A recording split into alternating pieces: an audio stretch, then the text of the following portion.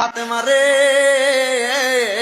ও ফাতেমা, আমি তোমার কাছে একটা খবর জানাইতে চাই। ও আব্বাজান, আপনি কি খবর জানাইবেন? আপনার কাছে জানতে চাই। মাইয়ারা তো বাবারে বেশি ভালোবাসে, ছেলেরা মারে বেশি ভালোবাসে। ফাতেমা চোখের পানি যারা কয়, বাবা, ও বাবা, আপনি কি বলবেন বলেন না রে আব্বা, এতদিন হয়ে গেছে আপনি তো আমার কোনো কথাও বলেন না।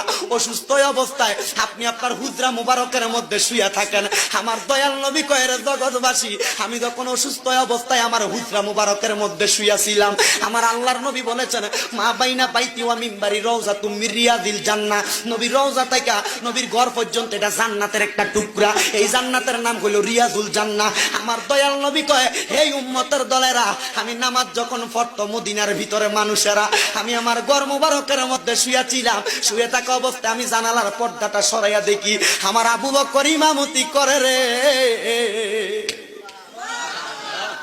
আমি নবী চোখের পানিগুলা পালায়া কই, ফাতেমা রে, আমি নবী তো এই ইসলামটার লাগা কষ্ট করছিলাম, দেখছুনি নামাজের সময় হইয়া গেছে রে।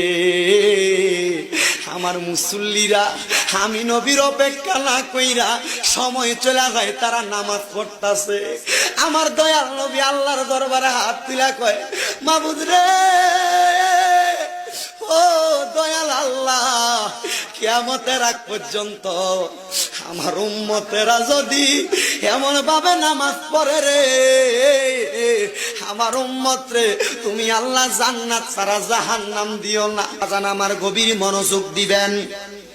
তাহলে আমার নবীকে আমার আল্লাহ যে ইন্তেকাল করাইছেন, মানে স্থানান্তর করছেন, আমার নবী নবীর উম্মতদেরকে শিক্ষা দেওয়ার জন্য কি করছেন একটু বুঝবেন। বাজান আমার দয়াল নবী মিলাদুন নবীর আলোচনার ধারাবাহিকতায় আলেমগণ হুজুরগণ অত্যন্ত সুন্দর আলোচনা করেছেন বাজানো। কিন্তু যখন আমার দয়াল নবী এখনো আগমন করে নাই, নবী আমার আগমন করার পূর্বে হযরতে আম্মাদান আয়েশা সিদ্দিকা, আম্মাদান